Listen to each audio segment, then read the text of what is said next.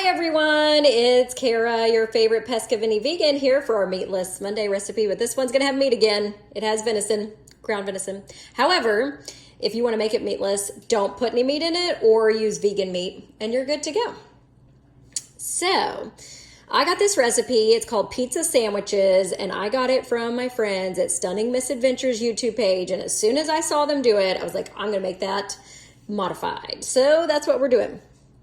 So we've got our 2 slices of bread here.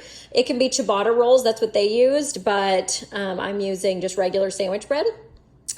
And then you just choose, after you make the cheese mixture, which in our situation is gonna be vegan, so it's non-dairy cheese mixture.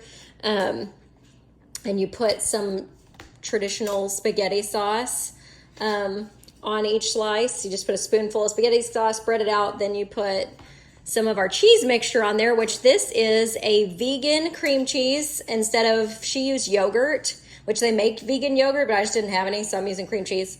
And then a cup of mozzarella shreds, which I'm using 2 cups because I'm doubling this. So it was half a cup of yogurt. I used a full cup of cream cheese and then 2 cups of this so delicious dairy-free plant-based mozzarella shreds that I got at Walmart.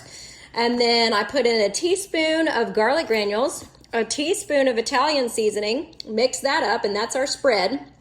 So you put down the pasta sauce first on each slice, then you put down the spread on each slice. Then you put your pizza toppings. So I used ground venison and added some onions to it that I got out of my frozen, already pre-frozen chopped onion bag, and just cooked those together.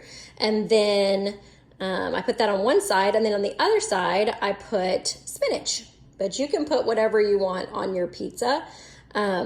She used turkey pepperoni.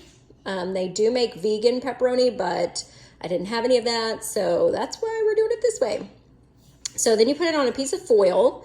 We're gonna put the sandwich together, wrap up the foil, and you can either cook this over a campfire, in the oven, or my preferred method today, in the air fryer for 12 minutes on 350. So we're gonna do the air fryer.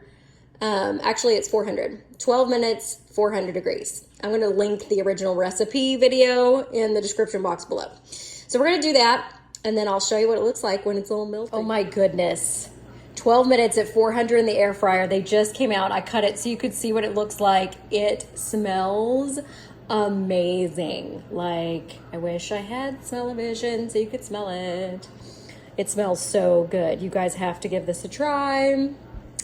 That is it. That is all this recipe requires. Thank you so much, Stunning Misadventures. This was a great recipe.